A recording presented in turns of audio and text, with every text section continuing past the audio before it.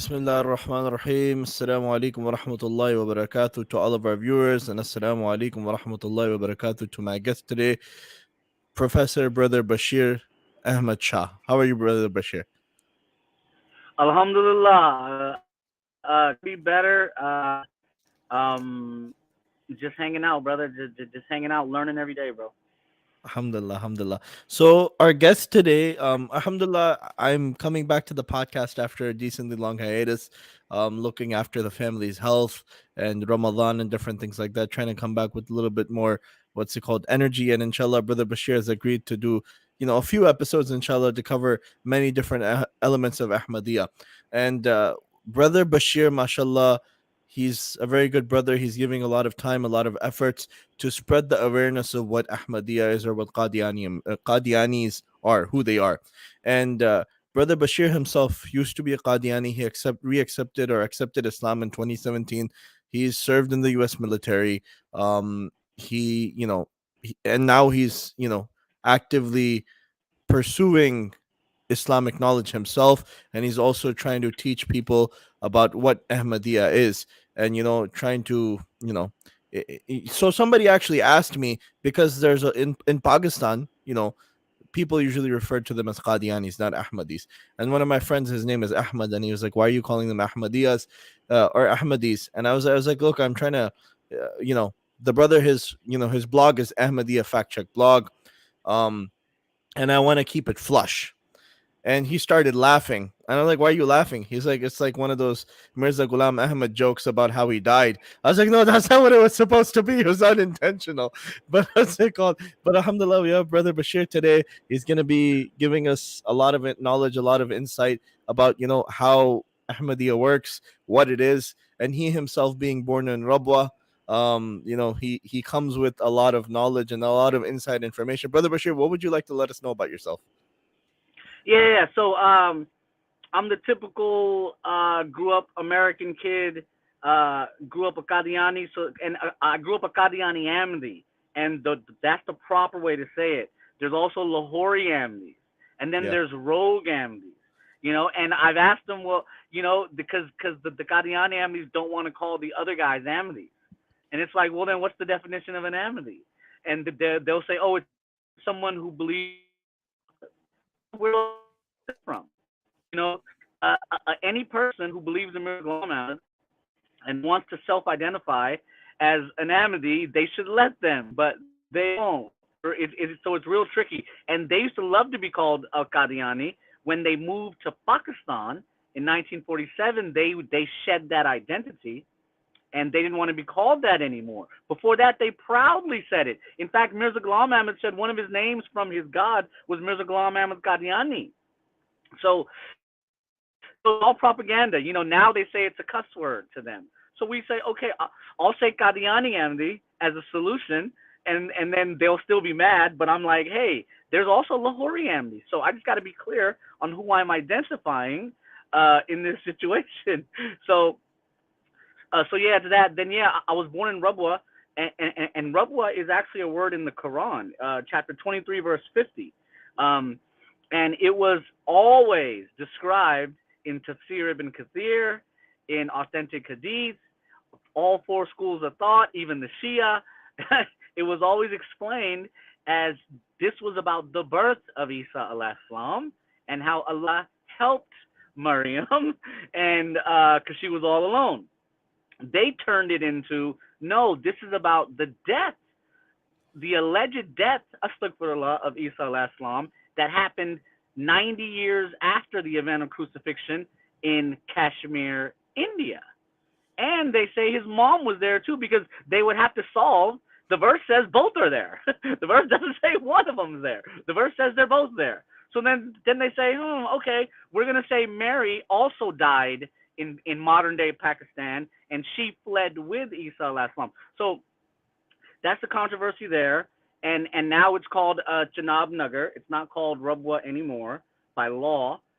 It was changed by the Punjab government. And honestly, that was an illegal land given to the Ahmadiyya movement on a 99-year lease by the British government, pseudo British government, the Pakistani people who were on behalf of the British government. They gave these people a headquarters for pennies on the nickel. No other community, the Shia didn't get their own city. The Sikhs didn't get a city. The Sikhs could have got Dera Baba Nanak. It's like a city called Dera Baba Nanak. They could have given them that. The Christians in Pakistan didn't get a piece of land. You name it. But these guys got it. So they've always got special treatment, and that's how they were able to build their community in Pakistan, because they had a headquarters where they could sublease land to other Ahmadis. So the Pakistani government leased it to the Khalifa. So the Khalifa then sold it to Ahmadis who moved in, and then my mom had a mamu, an uncle who lived there. So in 1979, while she was pregnant, she shows up to Pakistan, and that's where I was born. So those are the first two stories, brother. What else you got? What else do I have? So Yeah. you gotta let us know about the origin of the Ahmadiyya movement. How did it start? Because one of the things I was reading was, when he started, I think his dad had already passed away, right? And Right. and you told me a little bit when we were messaging. You told me a little bit about his father, but his father had, like, in fact, built a masjid in Qadian where they were, and and then obviously when he started his preaching, they made it into an Ahmadi masjid. And I was reading a little bit more where it was talking about his children from his first marriage, and it said that one of his sons didn't even join his own movement, and he died as a Muslim. Both of his eldest sons didn't join. His dad would have slapped him silly if he would have made his claims in front of his dad. His dad wasn't having it. All right. Mirza Ghulam Ahmad was the typical rich kid in the village who doesn't want to work, who doesn't want to do anything. There's no masjid in Qadian. Oh, there's no. There was no masjid. Mirza Ghulam Ahmad never went to a masjid in his youth. How does that make any sense? He never went to a Jummah. Like, it's like, bro, okay, you can pray at home, bro, if you're an old man, or I don't know. But as a young kid, we go to the masjid, bro. But there isn't even one in his city. So he would have to walk 10 miles. I'd walk 10 miles on a Friday. It'd take me about 3-4 hours.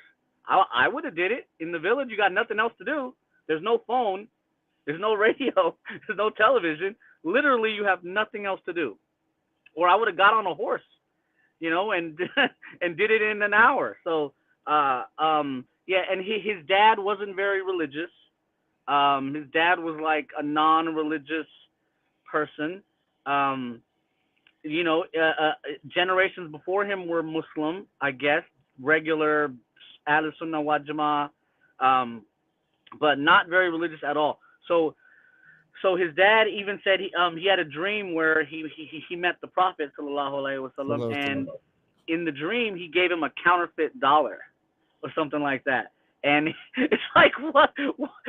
So these are the kind of people that we're talking about here, who the Sikhs came in and took their city, ran them out the city. Then the Sikhs let them come back, but they had to join the Sikh military. Now, how many Muslims were in Ranjit Singh's military? I think there were some. I don't know where they ended up. I don't know what they ended up doing, but the majority weren't, right? Probably 95% wouldn't join the Sikh military. They'd rather be poor or something like that. I don't exactly remember. But Mirza Ghulam Ahmad's dad and his uncles joined up. They even, there's a guy who's considered a mujaddid. I forget his name. Sayyid Ahmad, the mujaddid of the 13th century or something like that. I don't remember off the top of my head. But Mirza Ghulam Ahmad's dad helped kill him as he was doing jihad against the Sikhs in Kashmir. So then the British show up, and Mirza Ghulam Ahmad's dad and his brothers switch it up, and they join the British military. I was like, how did you survive? You were in the Sikh military. The British went to war with them. They beat them, and then they let you join the British military. Like, okay, I guess that's what they did. I don't know. So he joined the British military. There's no more work. Then in 1857, if anyone's listening from the Indian subcontinent, you have to know about the freedom fight of 1857. And it wasn't regular people like me and you. It was military. It was Muslims, Sikhs, and Hindus in the British military in India who were given a new gun, and I can't remember the name of the gun off the top of my head, but this gun had bullets that had pig fat, were made of pig fat and beef fat. So a Muslim can't touch it, or or I think that they had to lubricate the gun with a packet of beef fat or pig fat. So you got to bite into this thing and then pour it. So some situation like that. And so the soldiers were like, no, we're not going to do it. So the soldiers in the British military, it was a mutiny, and it didn't work. So Mirza Ghulam Ahmad's father heard about this, and he got 50 horses, got a bunch of boys together, and they rode out to help the British. They caught these soldiers, and remember, Mirza Ghulam Ahmad's dad and the British have the new gun that has like 400 yards of range, or like 100 yards of range, and these guys got the older gun with like 50 yards of range. So it's like, bro, you're not gonna win. You're just not gonna win. If we're in a field, you can't even hit me from 100 yards away. Whereas I'm picking you off. It doesn't matter if you're brave. It doesn't matter if you're whatever. If you can just get picked off because the gun has more range, So because of that, because of what Mirza Ghulam Ahmad's dad did for the British military in a time of need, that was 1857 in India was the biggest loss for the British government since America won the War of Independence, 1776. So they hadn't lost like this in like 80 years. So they're like, what is going on? So to reward Mirza Ghulam Ahmad's father, they gave him the rights to Qadian. They gave him rights to villages. They gave him a pension, a monthly pension. And this story is hilarious. So around the first few payments, nowadays you get direct deposit. Back then you had to go pick up the money. You know what I mean? So Mirza Ghulam Ahmad goes to pick up the money, and then doesn't come home for like 2 months, for like 3 weeks. He just didn't come home. Right? So he writes a letter to his dad, and he tells him, yeah, I spent all the money. And then he blames it on his cousin, like, brother, are you Pakistani, brother? I didn't ask. Yeah. I'm Pakistani, yeah. So all about the cousins, and they're like, no, I didn't do it, my cousin did it.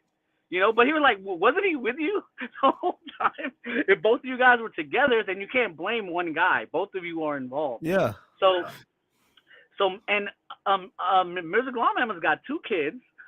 He's like almost 30 years old at this point. He's like in because it's 1863.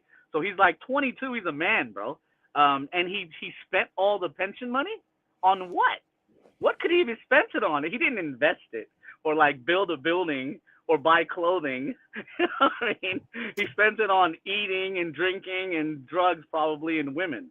So have a good time, as they say. Yeah, and Lahore is right there. Hira Mandi is right there. He admitted to going to Hira Mandi later on in a different book. He said when he would go to Lahore, he'd go to Hira Mandi. So he's that kind of guy. And he's on the opium. So so that's sort of the background. So because Mirza Ghulam Ahmad did this, his dad said, "Okay, boy, now you got to work. Now you got to work, and you got to pay us back. And you're in so much trouble, you can't come home till your mom dies." Somehow in Desi culture, sometimes they blame the mom. Right? Even like in-laws will blame them, like, no, it's the dad. Oh, it's so-and-so's fault. So Mirza Ghulam Ahmad goes to Sialkot to work in a court. His daddy got him the job with the British government. So he goes to court, and he works there for 4 years. And he never goes to any masjid. Again, he never goes for Jummah. He never goes for congregational prayers. They said he met up with some Christians, and he debated Christianity with them. There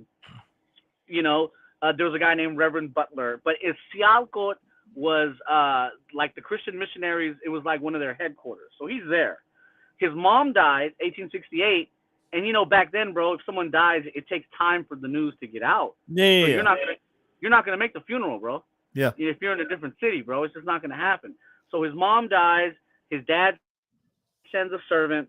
The servant picks him up, tells him, yes, she's already dead, and now he's back. So about 7-8 years later, his dad dies, and then he starts saying, he starts getting these revelations. Right? He starts saying, I'm hearing voices. And then he says, okay, so he starts to affiliate with Ahlul Hadith, Muslims of North India. His best friend is Ahlul Hadith, Nuruddin. In Sialkot, there were a bunch of Ahlul Hadith. It was another Ahlul Hadith center. Like Christian missionaries were there. Ahlul Hadith was like a new thing in North India. Sort of like the Salafi movement or the Wahhabi movement that was going on in Saudi Arabia. So it's new. Remember, in the Mughal Empire, there was none of this. The Mughal Empire was Hanafi. Yeah. They're Hanafi. You could be a Sufi. They're okay with you being a Sufi. I think they banned the Shia from beating themselves in the street or something like that. Or, they were hard on people, but they allowed the Sikhs to build the Golden Temple. Yeah. They let them do it. So Mirza Ghulam Ahmad, his dad dies. So now the pension's over. He's out of money. Now he's just sitting around. He's like, no one's going to feed me. My first wife doesn't like me. His 2 kids are grown. They don't really like him. He's got all these issues. So he says, okay, I'm going to write a book called Barahini Ahmadiyya, and I'm going to write 300 arguments that prove that Islam is superior to all religions. So he publishes these announcements, and he gets funding from the Queen of Bhopal, her husband, from a bunch of Ahlul Hadith people. They give him money, and they say, okay. And Mirza Ghulam says he's already got the book, 300 arguments proving that Islam's superior. So he gets the money. He publishes 1 volume. Second volume, he published 1 and 2 together. In the 3rd volume, he starts his argument. His first argument is Islam is better because we have prophethood, and I'm getting these revelations. And it's like, that's not true. Islam is better in many ways, but there's no more prophethood, bro. What are you talking about? You know what I mean? Like, he quotes the last 10 verses of Surah Qaf, I think. And as we know, Surah Qaf is supposed to be used to protect against the Dajjal, right? Yeah. First 10 and last 10. One of the last 10 is something about if ink was in the ocean, the words of Allah would never end, or something like that. There's another verse that's similar to it. He quotes this verse and says the words of Allah never end. It's like, what? So then he starts saying that he is Isa alayhi salam, but he's saying, no, I'm only like him. I fulfilled the criteria of the Messiah. But he's like, but I'm not him. It's like, what? Like, what do you say? Like, you said you were going to give 300 arguments to prove that Islam is better. Instead, you're claiming prophethood in a weird way, in a scary way, and you're saying that you resemble Isa alayhi salam, astaghfirullah, in every possible way. And then he stops. After volume 4, he doesn't publish another volume for 24 years. Till after he died, they published the 5th volume. But hold on, there's only 1 argument, and he didn't even finish his first argument. So he took all this money, didn't do what he was going to do. The Ahlul Hadith people read it, and they're like, oh, he's a kafir. This guy's not a Muslim. Look at what he's writing. So his best friend, who is also Ahlul Hadith, Sayyid Muhammad Hassan Batalavi, says, no, we're misunderstanding. We're just not understanding him right. He's an innocent guy. He's a good guy. I know him. I grew up with him. My dad knows his family. He's okay. So Mirza Ghulam Ahmad goes quiet. He left it alone for 4 or 5 years. All of a sudden, at the end of 1890, beginning of 1891, he comes out and says, first he says his God told him Isa alayhi salam is dead, and his God also told him that he is the second coming. So now his friend Batalavi looks like an idiot. Because they're like, bro, what happened? You said he wasn't. We called him kafir. You said no. We kind of fell back and said maybe we made a mistake. He proves that he lied a few years later. He claims it's not metaphoric. He's actually Isa alayhi salam. Astaghfirullah. What is going on? So his friend, his old friend, not his friend anymore, Sayyid Muhammad Hassan Shah Badalavi says, he goes off on him. He calls him a kafir. He calls him murtad. Just whatever you would say, right? So that's the basic development. And then Mirza Ghulam Ahmad didn't claim prophethood initially. Even in the Brahini Ahmadiyya, he went quiet. Then he claims to be the Messiah, and he says, but I'm not a prophet. And then he argues, well, the Messiah, when he would come, he would be a non-prophet. It's like, is he confused? It's like, what happened here now? Now he's saying that the Messiah to come is going to be a non-prophet, a muhaddith, a metaphorical prophet. So, because all the Muslims are like, bro, you're okay. Forget the Isa claim. You were claiming prophethood. You're immediately out. We don't even have to go that far. You know what I mean? We're not Mahdi, or you want to go through verses, you want to go through hadith. No, bro. You're claiming prophethood. It's game over. And so Mirza Ghulam Ahmad is like, no, even I consider the claimant of prophethood to be a kafir. And then Mirza Ghulam Ahmad even said anyone who claims prophethood is wajibul qatl. So it's like, what? So then, check this out. For 10 years, in 30 books, he says, I'm not a prophet, I'm not a prophet, I'm not a prophet. Metaphor. All of a sudden he says, I was wrong this whole time. I've been a prophet this whole time. Oh my God. I just misunderstood my claim. I didn't know that Muhammad sallallahu alaihi wasallam can make other people prophets. Muhammad sallallahu, he cannot make anyone a prophet. Sorry. Only Allah makes a prophet, bro. Yeah. You know what I mean? It says that in the Quran. I don't care how good a Muslim you are.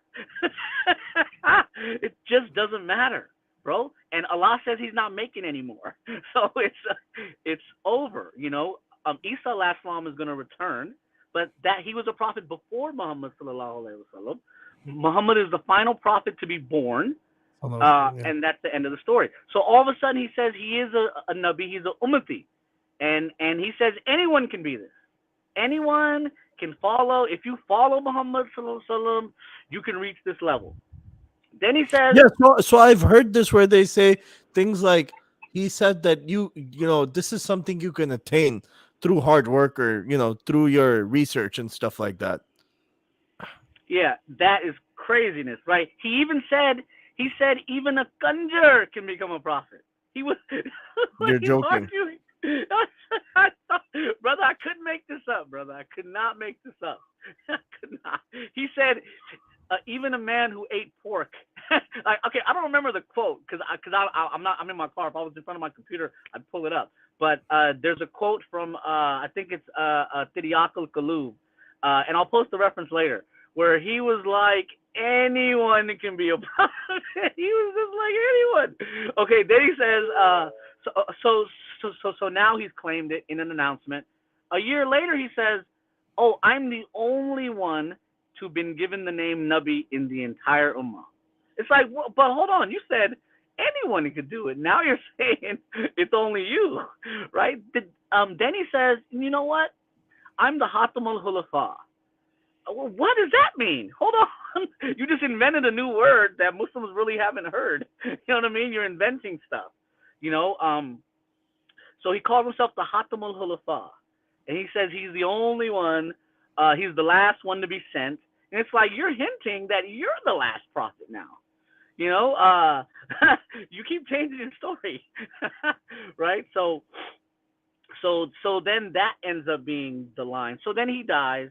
And then before he dies, he says after him, the second manifestation will last forever. So, well, then they don't believe that there's more prophets. So anytime they want to talk to you about Hatam, this verse, that verse, they currently believe no one can claim a prophet to be a prophet in Ahmadiyya unless it's the Khalifa himself. So they don't even let other people claim prophethood. They'll immediately kick you out. So I had a question. So he did say he got like revelations, right? Yeah, So totally. what was the name of his angel? I've heard many different things about that. That he said his angel's name was Tichi. Bro, he had like 15 weird angels. He even had a Oh, female angel. oh, okay. And then he never saw Gabriel. Oh, How okay. funny is that? Because there's a sheikh based out of Makkah, Maulana Makki Hijazi. He's like, जाहिर सी बात है, अगर अंग्रेजों का नबी होगा तो अंग्रेजी फरिश्ता आएगा ना. So Tichi. Yeah, so he had one called Chichi Chichi. He had one called Dev Singh. There's even a scene. No, come on, man. Brother, and remember, I'm doing this off of memory because I'm not in front of the computer. Yeah. I've written essays on all the angels. All you got to do is go to the blog, type in angels, and his angels will come up. And it's funny, he's got all these angels. The one he doesn't see is Gabriel. That's the one you needed to see, bro, Yeah. to be a prophet. That's the one you really needed to come in Oh, contact my with, God. man. What is going on? So then his family took over, turned it into a family business, and they changed. Okay, so he also said around the time that he claimed prophethood was that jihad is like, it's over. Yeah. More jihad. Yeah, they say that. Let's not forget, because now they don't believe that. They switched it up. So they don't even believe what Mirza Ghulam Ahmad wrote anymore. 100 years later, 125 years later, they've changed it so much that it doesn't even align with what Mirza Ghulam Ahmad said. On so many topics. He even, Mirza Ghulam Ahmad, he tried to argue, astaghfirullah, it's hard for me to say it, that Jewish people meet with their fiancés before marriage. And he was alleging that Maryam and Yusuf met each other before marriage. Astaghfirullah. He was trying to say, so the Lahori Ahmadis, they believe that Isa al-Islam had a biological father, and Joseph was that biological father. They took out the miracle altogether. So the Lahori Ahmadis pull this from Mirza Ghulam Ahmad's own writing. See what I mean? So yeah, brother. There's so much.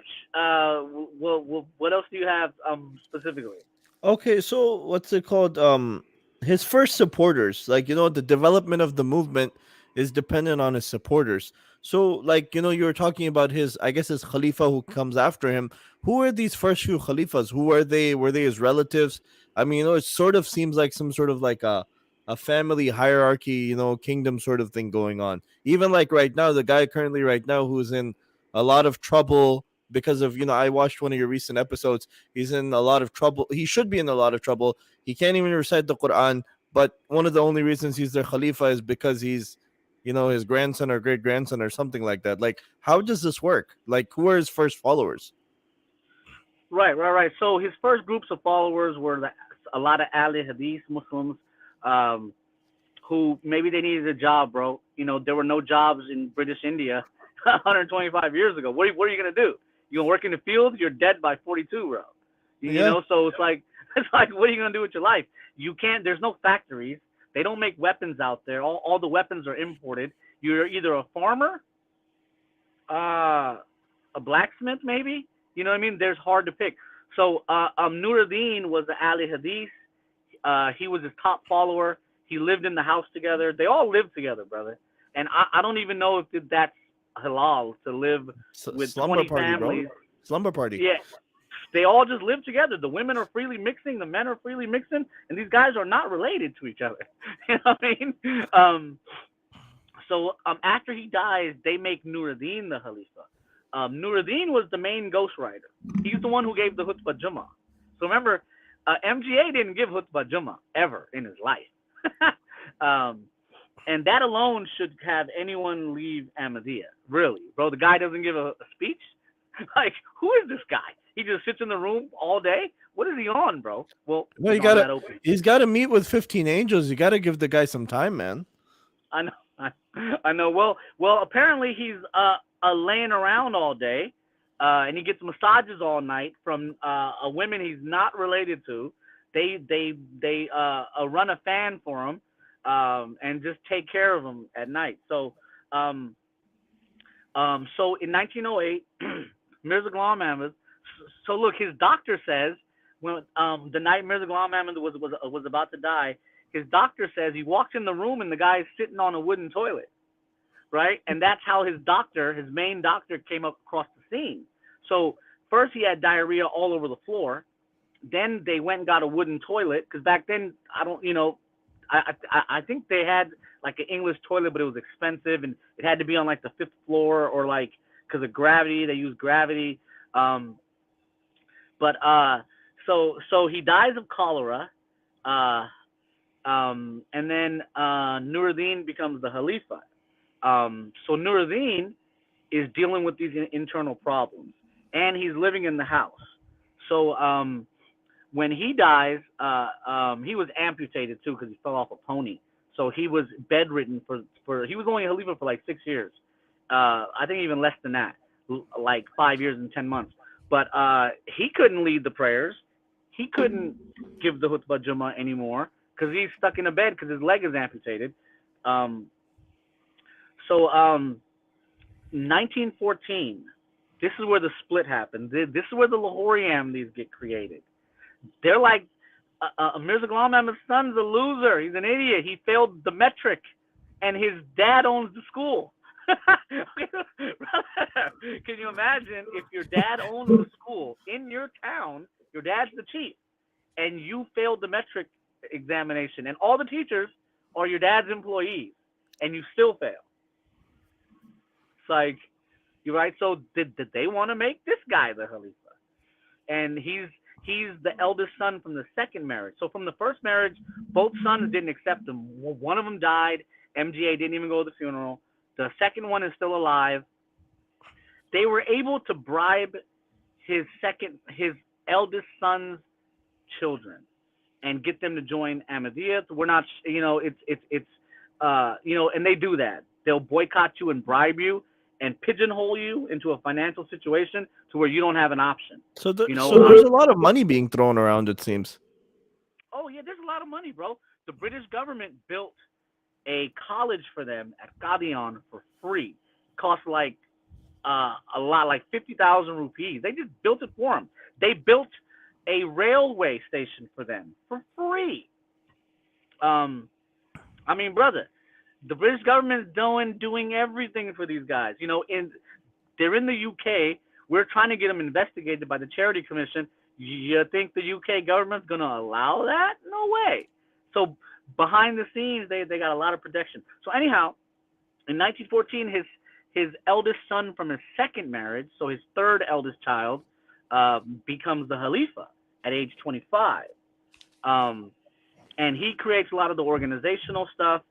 Then at the end of World War I, they're given access to the British colonies, not the French colonies, the British colonies, and they get access to America, et cetera, et cetera. They come to America and corrupt African American people. African American people read the Ahmadiyya Quran, which is kufr, and then they create their own kufr, Yeah. right? The nation of Islam, and so Elijah Muhammad admitted to reading Ahmadiyya literature. This is where he got everything from. So it's like, okay, bro, it makes sense that, and even the Nation of Islam don't really believe in Jesus, Al-Islam, and his miracles and his second coming, and et cetera, et cetera. So, so then they ended up moving to Pakistan. Like I mentioned, in 1947, they fled Qadian, and they were given a city. The second Khalifa dies in 1965. His eldest son takes over. So you had the eldest son, and the eldest son again takes over. He's Khalifa for 20 years. He dies. His brother takes over. And then now a nephew of theirs has taken over. So it's a family business. In Pakistan, they actually operate as a for-profit. They own hospitals. They own that city. They own businesses like Shezan. Have you ever had Shezan? Yeah, it's been a while since I don't eat or drink any of their stuff. Throw it away, brother. Throw it away. There's other mango juice out there. But Shezan is a front. really it's owned by the Ahmadiyya movement. Really? Okay. And all the profits funded the Mirza family, right? So So so we so boycott Shezan. yeah, Boycott Shezan, and like I have an essay about all their companies. You're basically helping them if you don't. So and we're getting the word out, brother. And that's sort of the mission. I'm a blogger and a journalist, and I know a lot about the Ahmadiyya movement. I know a lot about baseball too. You know what I mean? I know a lot about basketball too. So I know a lot about aircraft maintenance. I know a lot of just things that I'm good at. I blogged about. Like people ask me why you're doing this. Well, I know a lot about this. Should I not talk about it? That's what you're supposed to do in career development. Whatever you're good at. If you're a baker and you're working as a baker, make a blog. Write about your profession. Why not? So yeah, and now we're at the fifth Khalifa, and you wanna hear something interesting? There's somebody who doesn't like you on here. Oh really? I'm telling you, they follow me everywhere I go. They hate me that much. How'd they find my channel? They said you have a mental illness. That is hilarious. Look, did they hate me that much? Bro, I was in the U.S. Air Force 6 years. I fixed aircraft. It's really hard to read these technical manuals. It's not easy. You know what I mean? I went to college. My dad hated me because I didn't want to do Ahmadiyya. So I didn't know, but Allah was with me. You know what I mean? Yeah. And Allah helped me achieve all this. You still got to put in the work. Allah's not just going to give anyone anything. You still got absolutely. So you still got to put in the work. So so these guys hate me, bro. My brother, Huram Shah, and the team, the Ahmadiyya troll team, has been cyber stalking me and trolling me for 5 to 6 years. There's a guy in Oshkosh, Wisconsin, Damon Stengel. He fits the profile of a school shooter, right? He's this white guy who converted to Ahmadiyya. This guy's crazy. He's been stalking me for 4 or 5 years. You know me, posting photos about me, trying to say I'm this, I'm that. First they said I'm an alcoholic. And it was funny. Look, then they said, and my brother said this, he says, oh, Bashir doesn't know how to read the Quran. I was like, read the Quran. I learned with you. Our dad taught us both at the same time. You were there. Why would you say that? I can read the Quran, probably not as fast as English. You know what I mean? English, but I can read the Quran. And I can guarantee you can read better than the Khalifa. So look, let me get to that. So I learned how to read basic Arabic. If I went to Saudi Arabia, I wouldn't pass 5th grade or something. You know what I mean? Like right now. If I went and studied, okay, inshallah, you know what I mean? Inshallah. But I haven't been studying it. But I don't interpret the Quran. I've never personally interpreted it. I follow the scholars. So I mean, hold on. What does it matter if I'm leading salat at the masjid? I'm not. I don't lead salat at the masjid, bro. There's a line, and they're so much better than me. I probably won't get a chance. You know what I mean? And I'm not even asking. We'll let the kids, the local Islamic center that we go to. So, anyways, then they start making this argument. Oh, he doesn't even know the Quran. So I go on a channel called Muzzy Buzz, and he pulls up the Khalifa's Fatiha. He's like, bro, I got like 10 mistakes in the first 3 verses. There's a brother in the comments. He's saying Ahmadiyya itself is an illness. Exactly. Ahmadiyya is the illness. Yeah, Ahmadiyya is the mental illness. It's people who want to be important, who want to say, oh, I accepted the Messiah. Bro, read the Quran. You're not here to be important. Your responsibilities are to your wife and your children. And you should be humble. Even when you give charity, the best charity is given silently. You don't go out and feed a homeless man and make a video and put it on IG, bro. You know what I mean? If you're going to do it the right way, you feed the poor. That's not how you do it, brother. Allah is not going to like that. Allah does not love the arrogant, or you know what I mean? So Muzzy Buzz pulls up his Fatiha, and it's all wrong.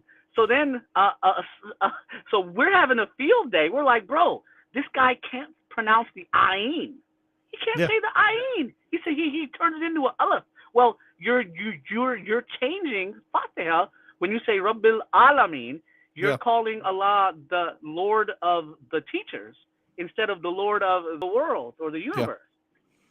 That's a different Fatiha that you're saying when you miss the ayin. I think there's like 5 ayins and a ghayin in the last verse, I think. Yeah. غير Um, المغضوب عليهم. Yeah. Yeah. we're like, this guy is missing the ayins, which means if you were taught the ayin as a child, you know it. Now, Yeah. once you're over 20, you really gotta study. You really So, gotta put in the work. so I did Hifz of Quran, and when I went to Pakistan to memorize the Quran, I hadn't been properly taught the Ain. So we took about 6 months to do Ain, Ghain, Ha, Ha, Qaf, Kaf, the za, to differentiate between all of those letters. We spent almost 6 months to get those letters right. So I spent almost a year just on Tajweed. And, being, he claims to be the Khalifa of, all of the Muslims, as they like to say. And, and you can't even recite the Fatiha correctly. I mean, I'm pretty sure you're not doing something right. Right. And look, he's not like us. Like, look, I've been working since I was 7 years old, brother. I've been busy. No one fed me. My parents would use me for labor. I'm busy. This guy, Mirza Masur Ahmad, didn't do anything with his life. He's been sitting around. You know what I mean? Look up his record. It's like, bro, what did you do? Where did you work? Oh, you didn't have a job. You've never had a job in your life. Up to age 25, you were jobless. You claim to have went to college. We doubt that because he can't even read Urdu properly. And that's coming up. We're gonna go over his Urdu. And when he leads the prayer and he makes those mistakes. Look, I don't lead the prayer.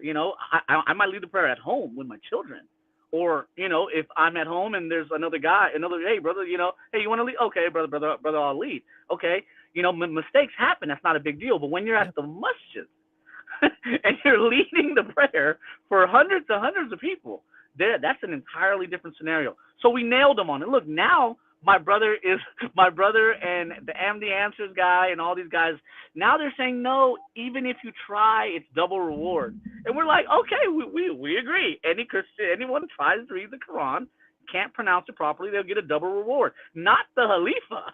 He doesn't get that. He's supposed to know that, and Mirza Ghulam Ahmad had the same problem. He couldn't say the Kaf properly. He couldn't say the Ain and the Ghain properly. He couldn't even memorize longer chapters of the Quran. Like, okay, when I was a kid, I memorized like the last 10, or like maybe if you're like advanced a little bit, you go to like 15 or 20, right? The last 15 or 20, you memorize the Fatiha, you memorize like the first 10 verses of chapter 2, basics, right? This guy couldn't even do that. So when the Khalifa does not lead the Tarawih during Ramadan. He's never led it. And you'll never find a video of the Khalifa, because after Fatiha, you have to say some verses. You know what I mean? You can read from the back of the Quran, the shorter chapters, or you can start on chapter 2 and go as long as you want, right? You'll never hear audio of him doing that because they turn it off.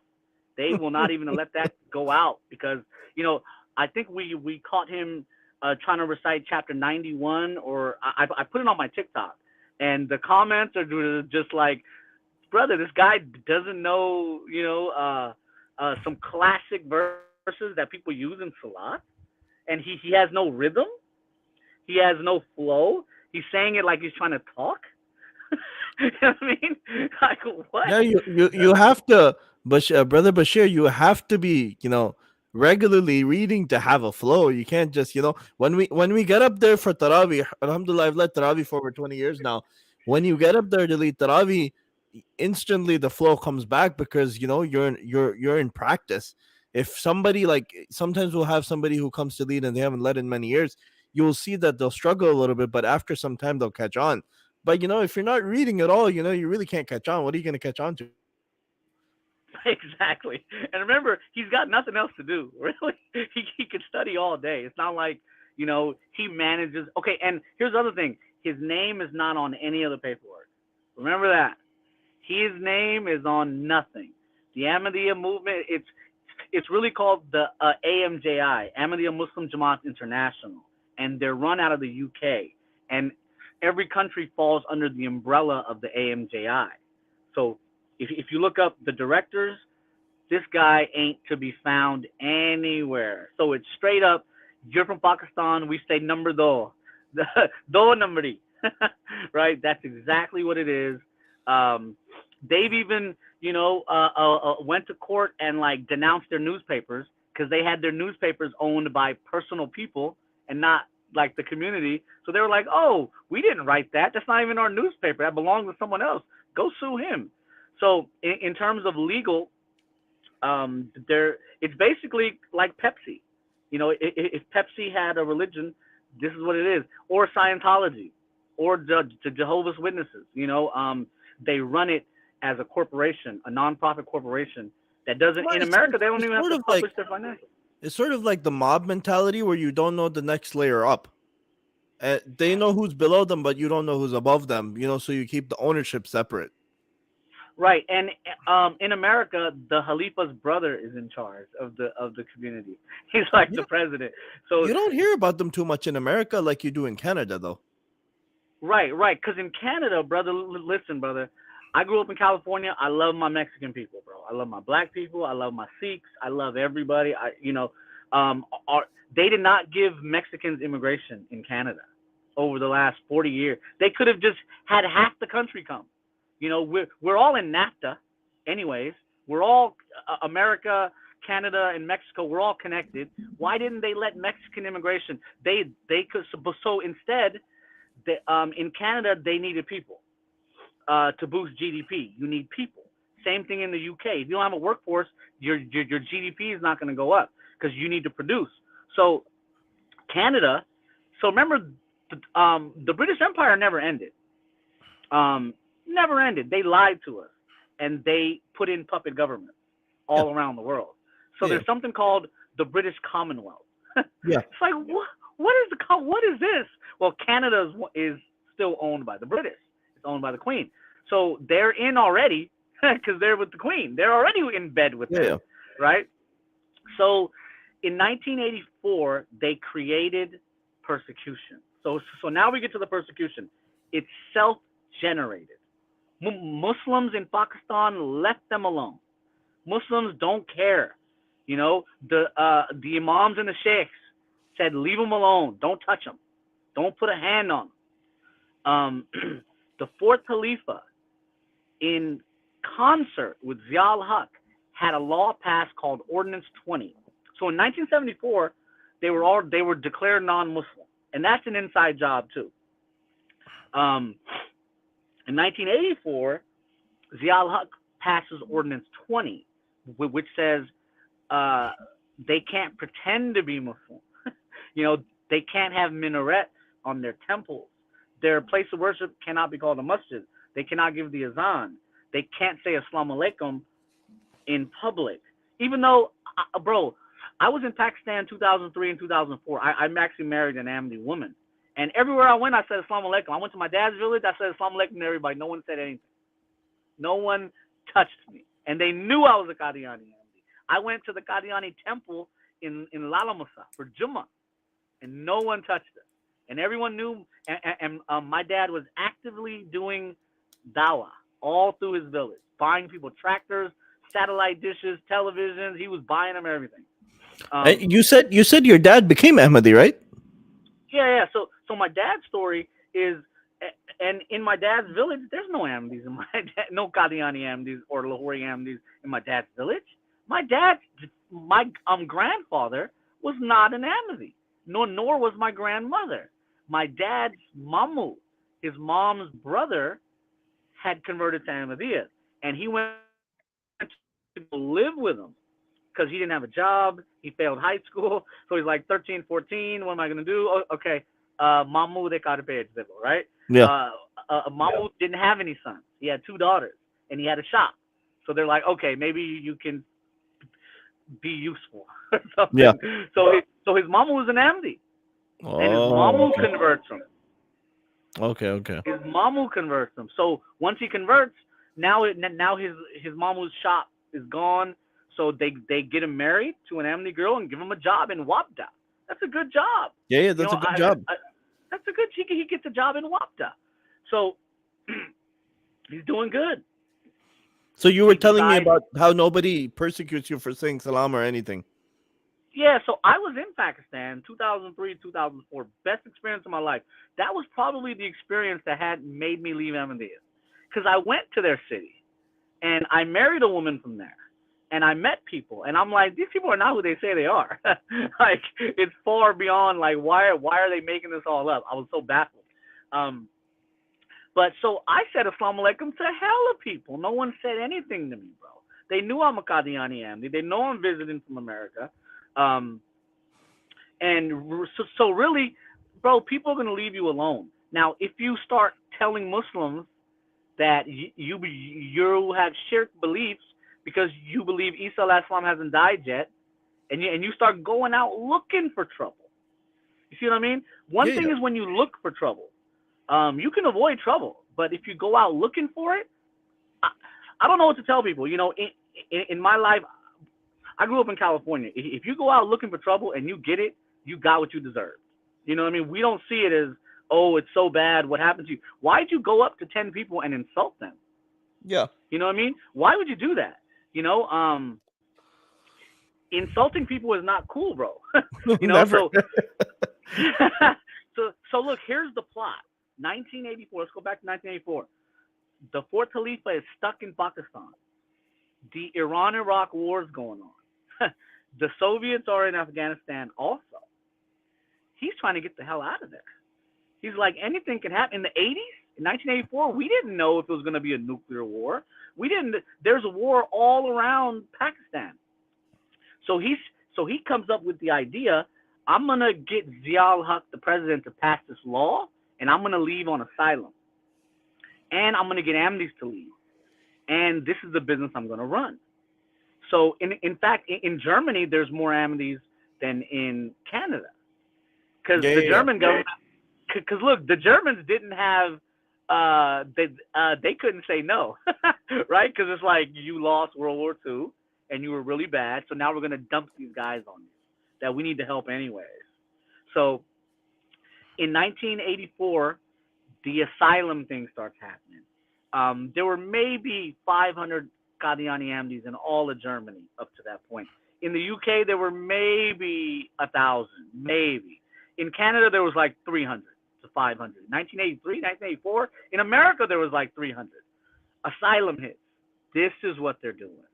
They created persecution, they generated persecution, and now they're using it for asylum, and they've convinced these governments that it's legit. So the Shia, who are persecuted in Pakistan more than any other group, they don't get it. Christians don't get it at the same rate as Qadiani Ahmadis. Yeah. Sikhs don't get it at the same rate. So why are these guys getting it? You know, Ahmadis, so it comes back. Ahmadis can get asylum in Israel. Not in Israel. Did I say Israel? No, I said Israel. No. They're not getting it in Israel. No way. The Israelis aren't letting them in either. You sure? I heard they have a masjid there. They do. Oh, they do. They've had a temple there since I think it's the 60s, and it's a small town called Kababir near Haifa, and the international Bahai headquarters is there too. So remember that they have a lot of similarities with the Baha'is. In fact, you know, Mirza Didnt said he saw God in a dream. Then he said he was the son of God, and he took a lot of the Baha'i beliefs. You know, chapter 4, verse 69. The Baha'is were using that verse to say prophethood hadn't ended. You know what I mean? And then they used it. So he took a lot from the Baha'is. But anyway, so in Israel, they have religious freedom. They love it. They get to do anything they want. They got no complaints. It's in Palestine they're saying they're persecuted because the Muslims of Palestine are like, if you marry an Ahmadi girl, that's not a nikah. It's like invalid. It's like invalid. So there have been court cases in Palestine where it's like, oh, you just converted to Qadianism, your nikah broke. You're not even married to this girl anymore, or something like that. It's deep like that. I don't exactly remember, but yeah, in Israel they're dying. because the younger generation isn't into it. They Yeah. converted, a few people from a village. We don't even know how. You know, it's all a mystery. I posted all the research work on it on the blog, but what they're really pushing is the persecution thing, and that's how they were able to get so many people in Canada. And their Jamia, which is like how they train their Murabees to be Murabees, is also, they have one in Canada. And actually one of their Murabees got caught, and is about to face federal time for sexual exploitation of 4 to 5 different women in America, where he would get videos and blackmail them, and this is at their school in Canada. And of course they won't give a public comment. So bro, they're all messed up. Even their Murabees are not like the pick of the litter. You know what I mean? In Rabwah, they used to tell me, bro, if you're a loser and you failed everything, go be a Murabee. At least you'll get, roti pani mil jayegi. You know what I mean? Oh my At god. least you'll get something. If not, you're gonna be out there doing backbreaking labor, bro, and you'll be dead Oh. at 45. So So one of the questions I have is, so as Muslims, as Muslims, actual Muslims, we see them as, non-Muslims. They're not Muslim at all. Having this belief in a prophet afterwards. Where do they position themselves? Do they see themselves as the right Jamaat and everybody should come follow them? What is how's that work? yeah, so they quote the famous hadith about the 73 sects. Only one will go to heaven. I think Abdul Wahab had posted the same hadith, and they say we are the saved sect. And it's like, well, no, there is no sect being talked about here. It's saying, people who follow the Sunnah properly, they will go to heaven. You know what I mean? It's not saying that, the Malikis did it right and the Hanbalis didn't do it right, or this or that. It's like, no, if you follow to the best of what you could understand, where you were living, in my, and please clarify, but that's what they claim to be. And they see everyone else as kafir, but they say it under their breath. They say that they don't say it openly. They believe it, but they don't say it. And it's like, because ever since they moved to Pakistan, that's what they started doing. But when they were in British India, they'd say it to your face. Mm. Okay, so they say that Allama Iqbal was okay with their movement and was okay with them. What do you know about that? Because obviously Allama Iqbal, from whatever we can read, whatever we can see, and whatever we can think of, he probably wouldn't think like that. Who? Allama Iqbal, the famous poet. Allamah. Okay, so this is a long story. Okay. Allamah Iqbal, I think his uncle was a Qadiani Ahmadi. Okay. And then he ended up siding with the Lahori Ahmadis after the split. But there's something up with him, bro. And in Pakistan he's like a hero. Yeah. But I'm like, go and pull up his writings on the Mahdi and the Messiah. And I think he believed that Isa alayhi salam is dead, and then there's Yeah. no Mahdi gonna come. So that was a trend, brother, in British India, also in Egypt. That was a trend where all of a sudden, out of nowhere, there was a guy named Sir Syed Ahmad Khan who started it. Yeah. Okay. He denied. If you read his tafsir, he denied all the miracles. He said that Isa alayhi salam was dead, never gonna come back. Astaghfirullah. So this is what the British wanted. Because look, if you read Islam, you'll see in Islam it's clear as day that Christians will be in power until the Messiah returns, and the Mahdi will have started the government. And this is what Muslims believe. So the British colonists saw that and was like, how do we stop it? How do we stop this mindset?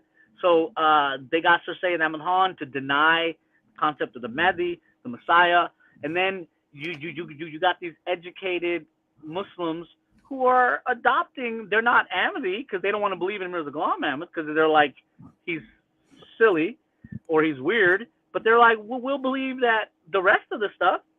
And it's like, bro, you made a mistake. You know, I think he even has a poem from 1905 where he talks about Isa alayhi salam dying in Kashmir. It's like, Mm. bro, you're way off, bro. You made a Somebody, mistake. somebody in the comment section is saying Allama Iqbal denied the hadith on the Messiah returning as well as the Mahdi, just like Sir Sayyid Ahmad Khan, so he couldn't have been an Ahmadi. I mean, I don't know too much about that. This was a question somebody asked me to ask you, so I was like, you probably have some insight into it. Yeah, yeah. It's you got to look it up. And he went off on the Qadiani Ahmadis in 1933, in 33 or 34. He went off on them, and he says these guys are traitors. Be lookout for them. He went off on them, bro, historically, but he Mm. still had these beliefs, you know, and you know. India was a hot spot for this, and also Egypt around the Suez Canal, which also the British, bro. There's billions of GDP that go through the Suez Canal every day. That's probably why Israel's a puppet state. You know what I mean? And it's positioned there because that's if you stop the supply route, you know, you stop a government, bro. Because if you can't get your supplies to the other side of the world fast enough, um, you know that could be a problem. So Alama Iqbal, hit the blog, read about him. I know he's a hero, but and he had a beef with Qadiani Ahmadis, not Lahori Ahmadis. He liked them. He even went to some of their meetings. Um, but yeah, that's the story on Alama Iqbal, bro. So my final question to you for today's session at least. So obviously in the Quran we know it talks about the Khatam al Nabiyyin, the finality of the Prophet sallallahu alaihi wasallam.